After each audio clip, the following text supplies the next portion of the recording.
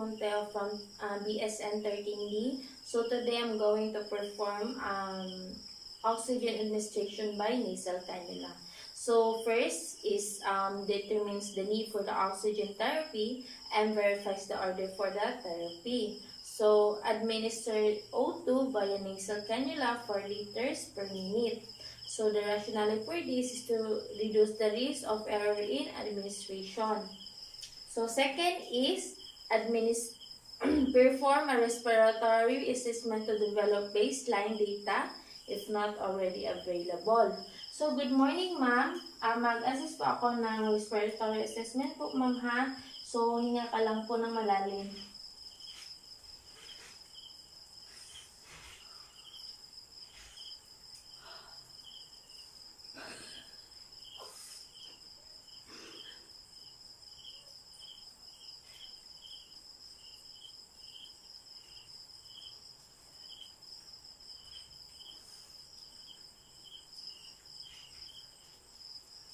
Sa likod ma'am.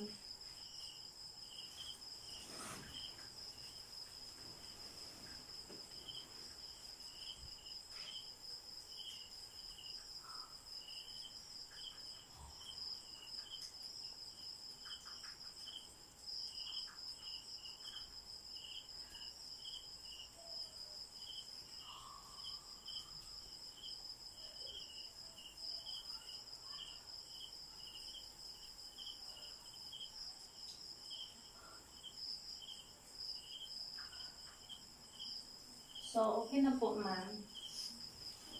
Next is, prepare the clients and support people. So, assist the client for semi-follow position if possible.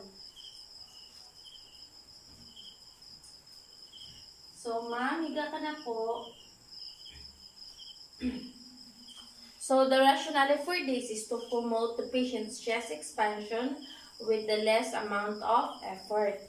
So next, explain that the oxygen is not dangerous when safety precautions are observed.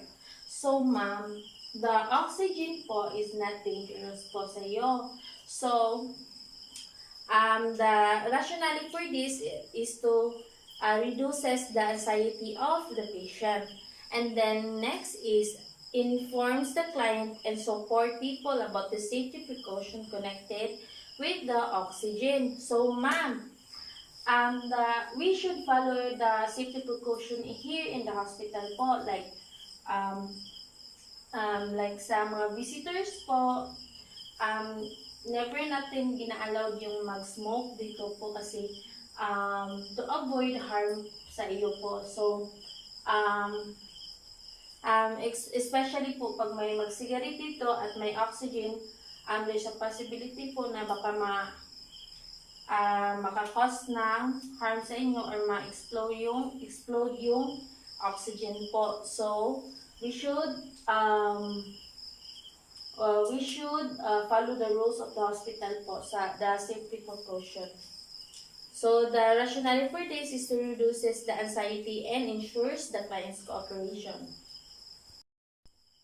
So the next is prior to perform the procedure, introduce yourself and verify the client's identity using HSA protocol. So ma'am, good morning. My name is Alanis Montejo po. I'm your student nurse for today. May I know your name po? My name is Nasal Montejo. Your birthday po? February 10. Can I see your wristband? So, the rationale for this is to form therapeutic nurse-patient relationship and to ensure that you have the right client.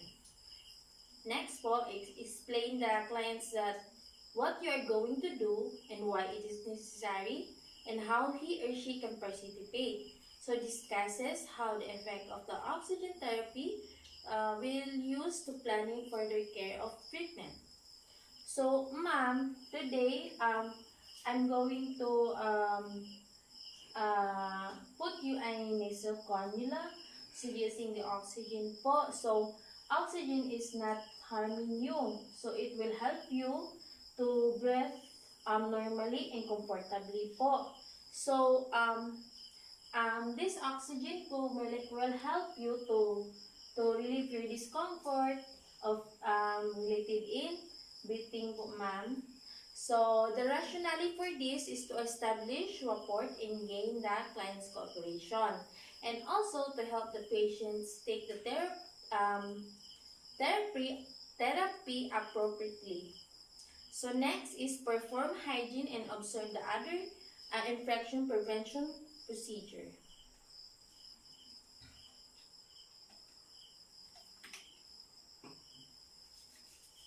So, the rationale for this is to deter the spread of microorganisms. And six, the next is provides the client's privacy appropriately. So, ma'am, I will close the curtain po and shut the door to have our um, to have your private or privacy. So, I will close the curtain to have the patient's privacy. So, the rationale for this is to promote more effectively communication and for the clients feel more comfortable. Next is the setting up the oxygen equipment and the humidifier. So first is attach the flow meter to the wall outlet or tank. So the flow meter should be in off recommended position. So example, this is the oxygen tank. This is the flow meter. So since we don't have a real oxygen, so I printed a image of the oxygen tank. So example, this is the oxygen tank. So this is the flow meter. So we should attach the flow meter to the oxygen tank by off position. So the rationale for this is um, it should always be placed in a position where it is filled with the fluid. So next, if needed, fills the humidifier bottle. Pero usually siya, humana siya o butang before tamo adto sa bedside. Next, next is attach the humidifier bottle to the base of the flow meter. So this is the humidifier. So attach the humidifier here in the flow meter. So the rationale for this is to prevent the patient's airway from getting too dry while breathing. So the air directly from the concentration. Next is attach the prescribed oxygen tubing and delivery device in humidifier. So I will get a cannula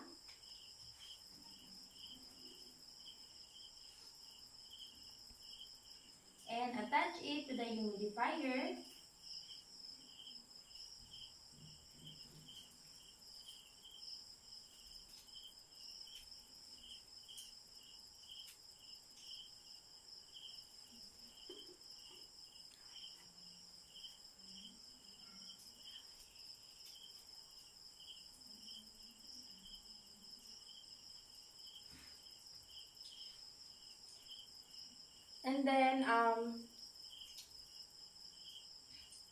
And then turns on the oxygen and prescribe it, ensure the proper functioning.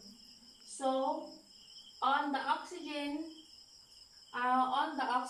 so to ensure that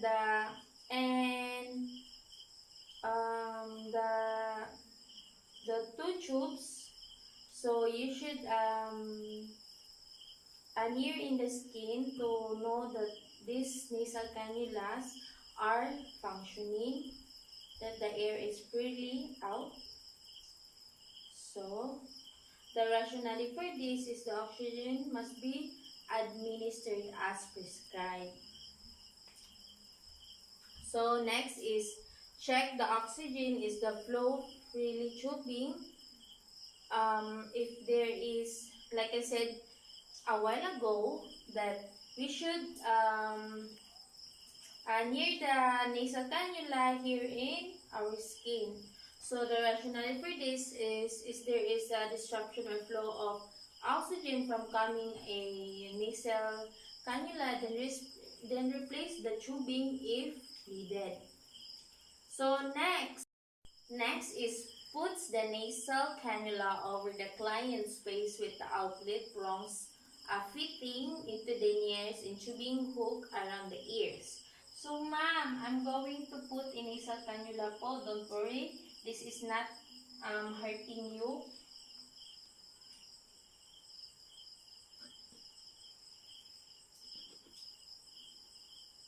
So put the two tubes back in the ears.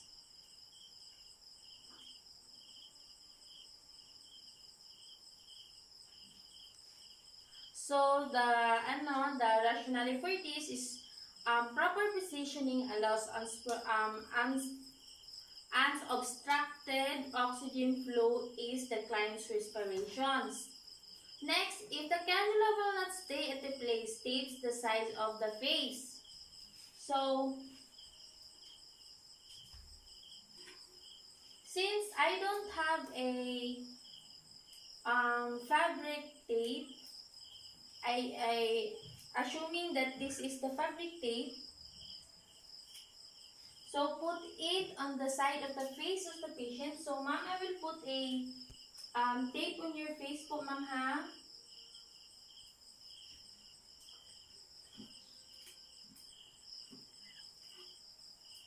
And the other side po. So, the rationale for this, it's securely behind your ears and minimize the movement of friction. So, next is pad the tubing and band over the ears, cheekbones as needed. So, ma'am, I will put a pad on your cheek.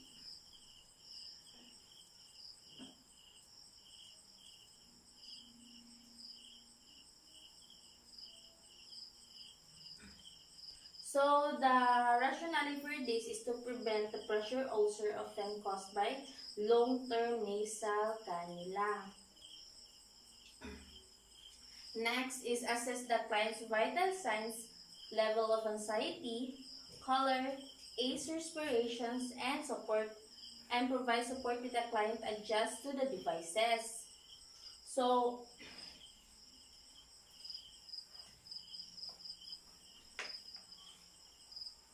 ma'am, I will put a BP.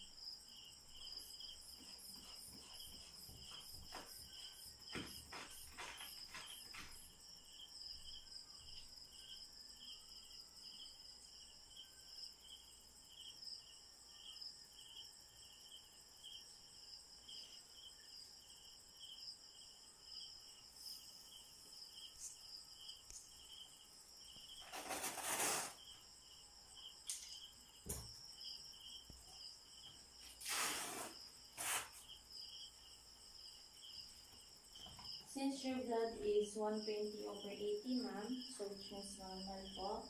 So, level of anxiety is non-present, color is normal, and respiration provides with the client's adjust of the device.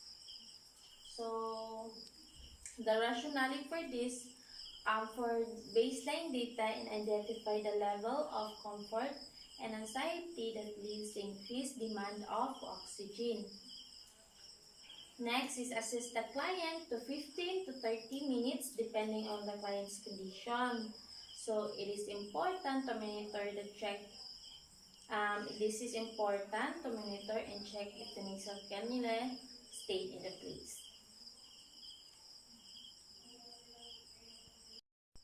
So the next is assess the clients regularly for clinical signs of hypoxia like wheezing, tachycardia, confusion, dyspnea, restlessness, and cyanosis.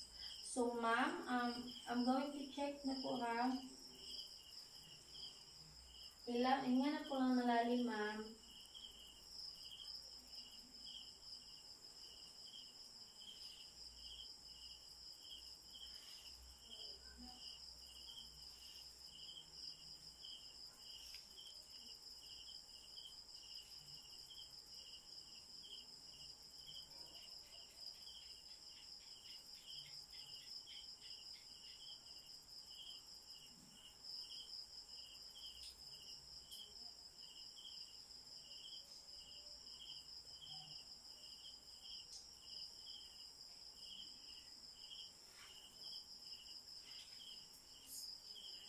The rationale for this is this will help us to track the course of oxygen therapy.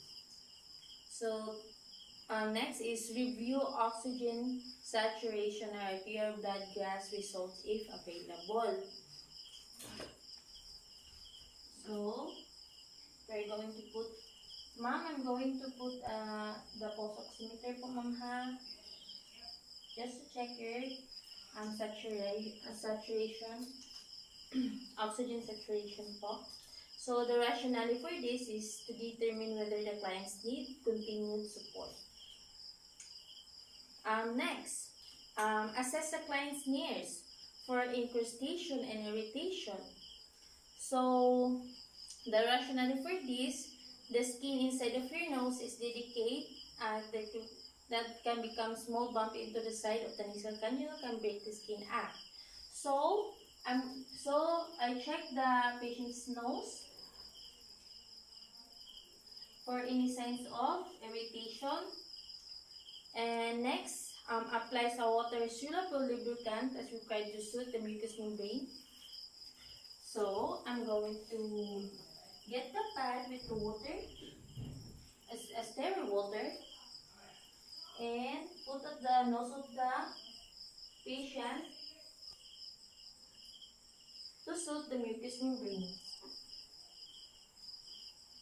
And the rationale for this is to prevent the dryness inside the nose and keeping it moisturized because the oxygen can dry our skin.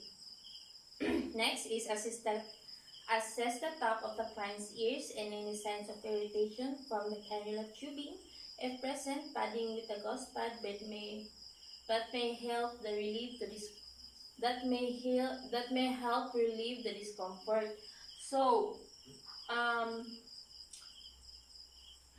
checking for signs of any irritation from the patient's back of the ears. So not present. So example, if the patient has, so you have to put a pad to relieve his or her discomfort. So the rationale for this is to evaluate for pressure ulcer. So next, check the liter flow and level of water in humidifier in 30 minutes whenever providing care to the client. So as we observe that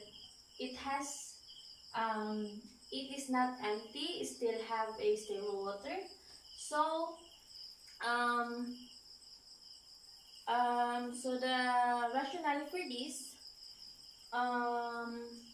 the sterile water need to be added when the level fall below in the line of the humidification container. So next, make sure that the safety precautions are being followed. So ma'am,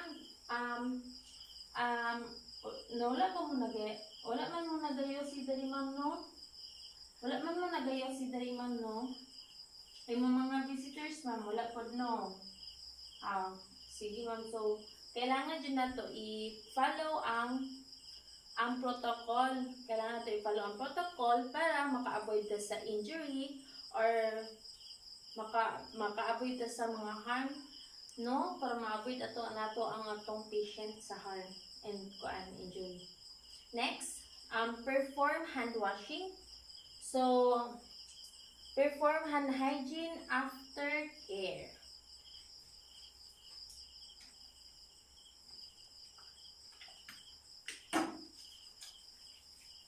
So, the rationale for this is to deter the spread of infection.